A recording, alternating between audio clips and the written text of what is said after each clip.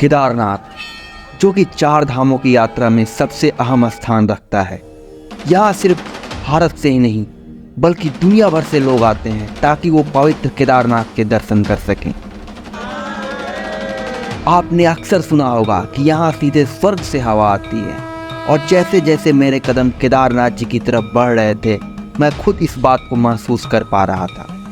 वैसे तो यहाँ पहुँचने वाले हर यात्री की कहानी अलग अलग होती है, तो चलिए मैं भी आपको ले चलता हूँ केदारनाथ जी की इस अद्भुत यात्रा पे जो आपको भगवान शिव के और करीब ले जाएगी। हर हर महादेव। मैं अभी हरिद्वार में हूँ और यहाँ से केदारनाथ के लिए जो भी बसेस जाती हैं वो सब निकल चुकी हैं।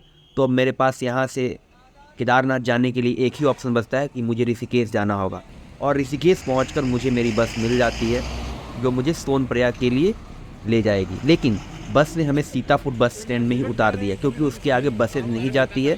तो आपको रात में वहीं पे या तो सीतापुर में आप रुक सकते हैं या फिर आप पैदल चल के सोनप्रयाग जा सकते हैं। यहाँ सीतापुर बस स्टैंड के पास आपको कई सारी होटल्स जो हैं वो देखने को मिल जाती हैं। सीतापुर में रुकने के बाद अगली सुबह 4 बजे सैकड़ों लोगों के साथ मैं पैदल यात्रा करके निकल जाता हूँ सोनप्रयाग के लिए। सोनप्रयाग में आपको अपना रजिस्ट्रेशन दिखाना होता है और फिर वहाँ से आपको टैक्सी करके गौरीकुंड के लिए जाना पड़ता है।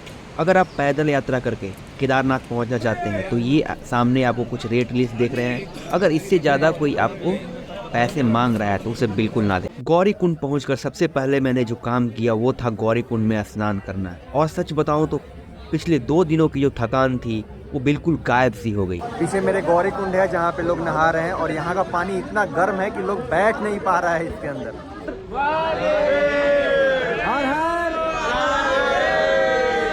गौरीकुंड में स्नान करने के बाद यहाँ से चालू होती है अपनी केदारनाथ की ट्रैकिंग। तो चलिए अपनी ट्रैकिंग मैं भी स्टार्ट करता हूँ और साथ में आपको दिखाता हूँ कि कैसा है ट्रैक।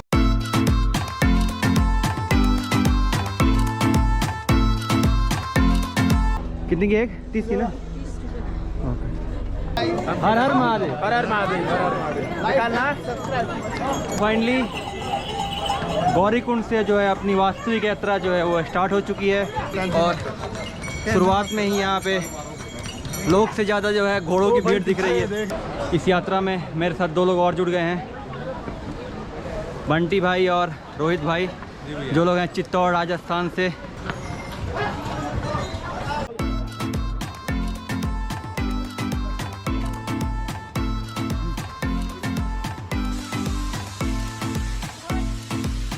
गौरीकुंड से केदारनाथ टेम्पल का जो डिस्टेंस है वो लगभग 18 किलोमीटर से 19 किलोमीटर का है। 2 चीज़ें जो मैं बताना चाहूँगा इस यात्रा में अच्छी लग रही है वो एक कि जगह जगह पे यात्रियों को बैठने की जो है व्यवस्था की गई है जहाँ पर यात्री विश्राम कर सकते हैं, और दूसरी चीज़ पूरे रास्ते में बैरिकेडिंग की हुई है। ये काफ़ी अच्छी चीज़ लगी मुझे। अमरनाथ जी की यात्रा में आपको बैरिकेडिंग कहीं कहीं पर ही देखने को मिलेगी। ऐसी बैरिकेडिंग आपको पूरे रास्ते पर देखने को मिलती है और यहाँ पे काफ़ी सारे लोग इकट्ठे हुए हैं। थोड़ा बहुत जो लोग थक गए हैं वो लोग अपना यहाँ पे फ्रूट चाट और ये सब खा रहे हैं। फ्रूट चाट खा रहे हैं यहाँ पे। नाश्ता ओके करते हैं। मैं भी यहाँ पे नाश्ता करूँगा और कई सारे लोग यहाँ पे जो है वो फ़ोटो ले रहे हैं क्योंकि यहाँ से जो है एक हिमालय का बहुत ही खूबसूरत व्यू दिख रहा है। ये व्यू कमाल का है, बहुत सुंदर है, बहुत सुंदर।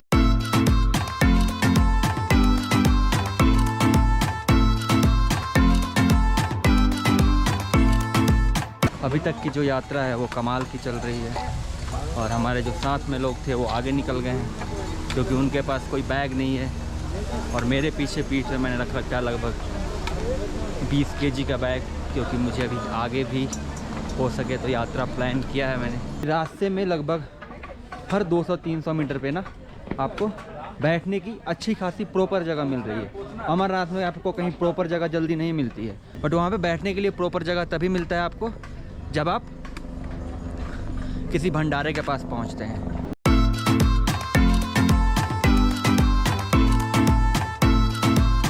चलते चलते रास्ते में मुझे एक बड़ी कमाल की चीज़ देखी है, फ्री वाईफाई जो आप देखेंगे यहाँ पे तो फर्स्ट एड पोस्ट भी है और आपको यहाँ पे फ्री वाईफाई का भी एक टेम्पलेट लगा हुआ है। जब आप अपना वाईफाई ऑन करेंगे तो ये फ्री केदार वैली वाईफाई नाम से आपके फ़ोन में आता है। मैंने कनेक्ट करने की कोशिश की, कनेक्ट तो हुआ नहीं, बट फिर भी आ तो रहा है, यानी काम भी करता होगा। कोई और तरीका होगा, हो सकता है साइन इन करना पड़ता हो कनेक्ट करने के लिए, बट फ्री वाईफाई है। अगर आपके फ़ोन में नेटवर्क नहीं है तो आप फ्री वाईफाई का यूज़ कर सकते हैं। तो अभी बहुत छोटी चढ़ाई जो है चढ़ी है हमने, अभी काफ़ी लंबी चढ़ाई जो है रास्ते की बाकी है। यहाँ से काफ़ी सारे पत्थर गिर के नीचे आते रहते हैं। मैंने दुकान वाले से पूछा जहाँ पे मैगी खा रहा था कि भाई यहाँ से तो पत्थर गिरते रहते होंगे डेली। उसे मेरा पूछना ये पसंद नहीं आया शायद, बोला यहाँ पत्थर गिरते रहते हैं, 2-4 लोग मरते रहते हैं। केदारनाथ अभी भी यहाँ से जो है वो 12 किलोमीटर है और अभी ये है रास्ता जिस रास्ते से होके जाना है। तो अभी तक जो है वो लगभग 6 से 7 किलोमीटर की जो ट्रैकिंग है वो हो चुकी है और अभी भी 12 किलोमीटर जो है वो जाना है। आराम आराम से थोड़ा थोड़ा खाते पीते ट्रैकिंग करें, क्योंकि ज़्यादा एक बार में खा पी लेंगे फिर चला नहीं जाएगा और पेट में दर्द होना चालू हो जाता है।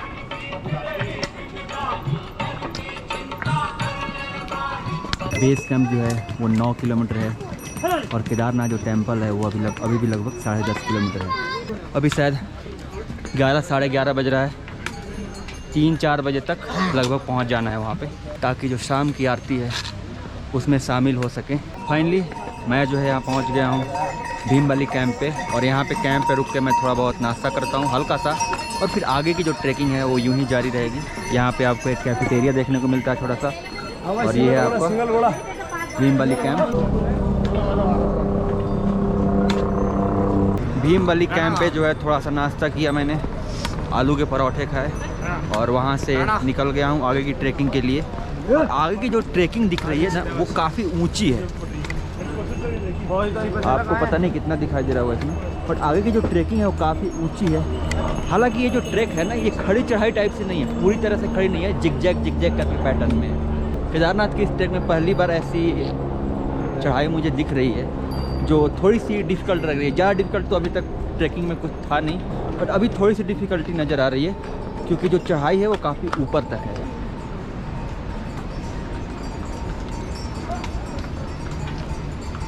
ये छोटी बच्ची भी जा रही है।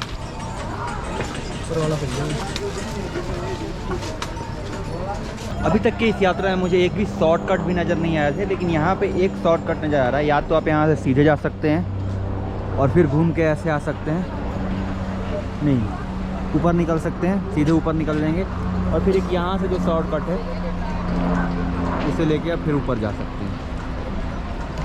दोनों जो रास्ते हैं वो बराबर ही हैं, कोई खास डिफरेंस नहीं पड़ने वाला है, इसलिए शॉर्टकट लेने की कोई यहाँ पे ज़रूरत नहीं है।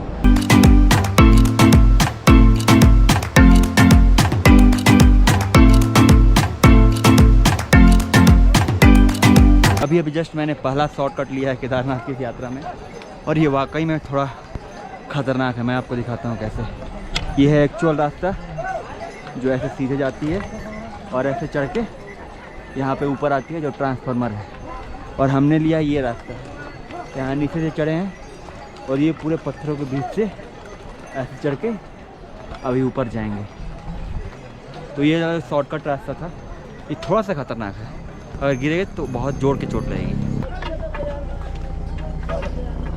मौसम जो है अभी काफ़ी बदल चुका है, अचानक से काफ़ी तेज़ हवाएं चलने लगी है, और उसके साथ साथ ठंड भी काफ़ी तेज़ बढ़ गई है। मुझे दस्ताने उस्ताने पहनने पड़े हैं।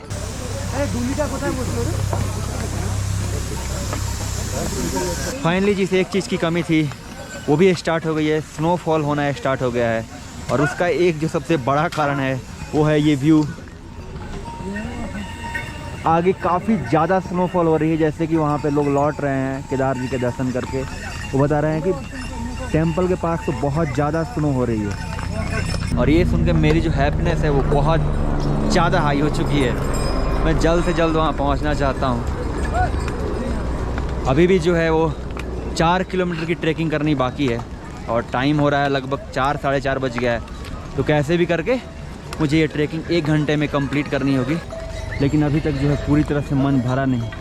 कमाल का व्यू है ये, बहुत ही ज़बरदस्त। सामने जो है अपने चौपर यात्री भी जा रहे हैं, तो फटाफट मैं अपनी इस ट्रैक को कंटिन्यू करता हूँ।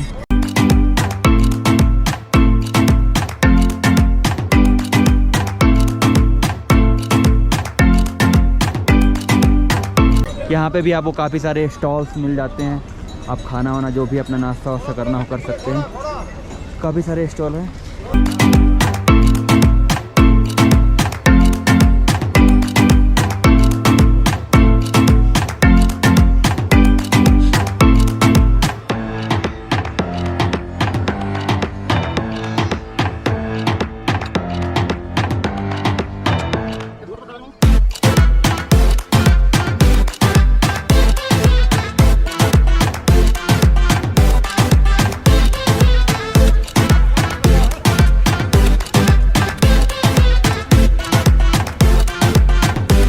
फाइनली जो है मैं पहुंच गया हूँ टेंट कॉलोनी में, जहाँ पे आप रहने के लिए बेस कैंप में टेंट को रेंट पे कर सकते हैं।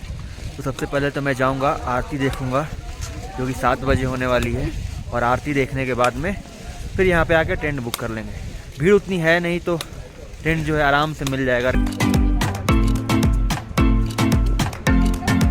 फाइनली जो है वो मैं केदारनाथ पहुँच चुका हूँ और अब दर्शन के लिए जा रहा हूँ। यहाँ पे आपको रास्ते में काफ़ी सारे प्रसाद मिल जाएंगे, ये प्रसाद लेके आप अंदर जा सकते हैं। और ये रहे अपने महादेव, बहुत कम भीड़ लगी हुई है यहाँ पे, तो बहुत जल्द ही मैं उम्मीद करता हूँ कि दर्शन हो जाएगी। मुश्किल से मुश्किल 15 मिनट में दर्शन हो जाएगी मुझे। फिर सुबह में भी दर्शन करूँगा और सुबह में अच्छे से व्यू जो है वो केदारनाथ की आपको दिखाऊँगा। तो रात में जो है यहाँ पर ज़्यादा लाइटिंग वैसे है नहीं, और यहाँ पे जो रूम लिया है हमने वो थोड़ा काफ़ी ज़्यादा महंगा पड़ गया, 4,500 का रूम पड़ गया। तो 6,500 से मांडोली करते करते करते करते 4,500 में रूम लिया। ठीक ठाक है, गर्म पानी है, गीजर 24 आवर्स पानी है उसमें। ये तो थोड़ा ध्यान रखना पड़ता है। सीतापुर में जहाँ सोनप्रयाग में पहुँचे थे वहाँ पे हमें चूना लग गया, क्योंकि उसने बोला गीजर पानी आएगा सब काम करेगा, और सुबह में सब कुछ खत्म। हमने उसे फ़ोन किया, वो बोल रहा है भाई फ़ोन ही नहीं उठा रहा है। पहले फ़ोन उठा, बोला अभी ठीक कराता हूँ। दूसरी बार फ़ोन कर रहे हैं, वो फ़ोन ही नहीं उठा रहा है, फ़ोन काट दे रहा था। अभी अंदर जाके केदार जी के दर्शन कर लिए हैं। केदारनाथ जी के अलावा मंदिर में आपको लक्ष्मी नारायण जी की, माता कुंती की, द्रौपदी की, श्री युधिष्ठिर की और भी कई सारी प्रतिमाएँ जो है वहाँ पर स्थापित की गई हैं, जिसका आप दर्शन कर सकते हैं।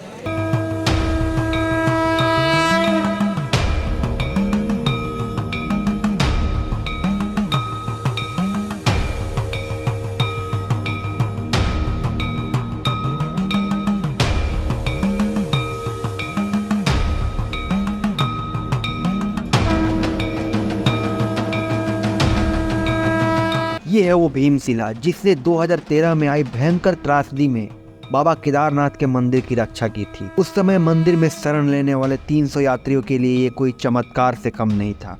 अगर आप ध्यान से देखें तो समझ जाएंगे कि कैसे भीमशिला ने मंदिर को पूरी तरह से कवर कर लिया था, जिसके कारण पानी का बहाव 2 हिस्सों में बट गया था।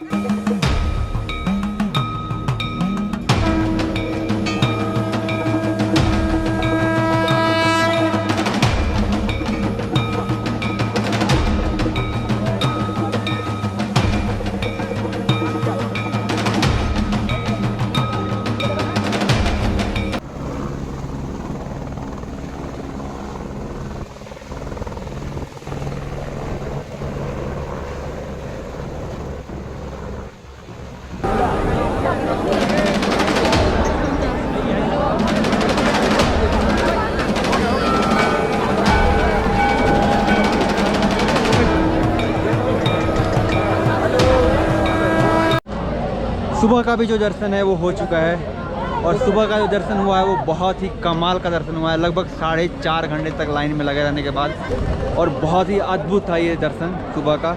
और सुबह में जो अंदर जाके आप शिवलिंग पे अपने माथे टेकते हो और आशीर्वाद लेते हो, और साथ में मैंने प्रसाद चढ़ाए। और अब मैं सोच रहा हूँ वहाँ ऊपर घाटी पे जाने के लिए।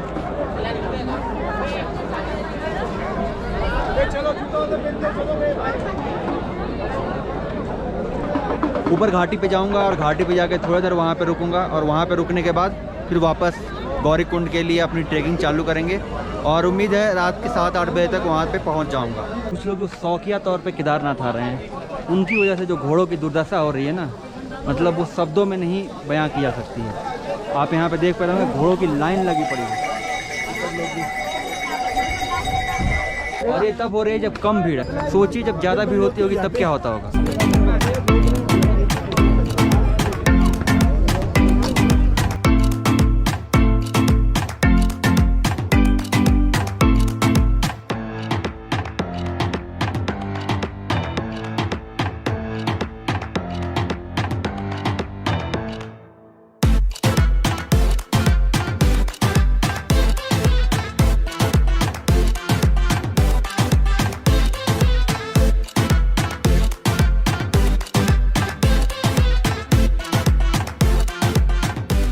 आप जो है यहाँ पे पशुपतिनाथ जी के दर्शन के लिए आ रहे हैं और पशुओं का ही सहारा लेके ऊपर जा रहे हैं, ये किसी मायने में मुझे सही नहीं लगता।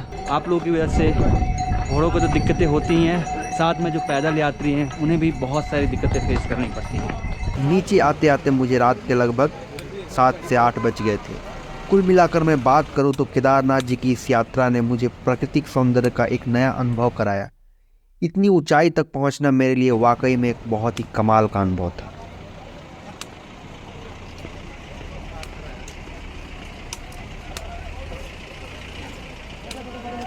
हाँ भैया, जाओ सौंदर्य वाला जाओ।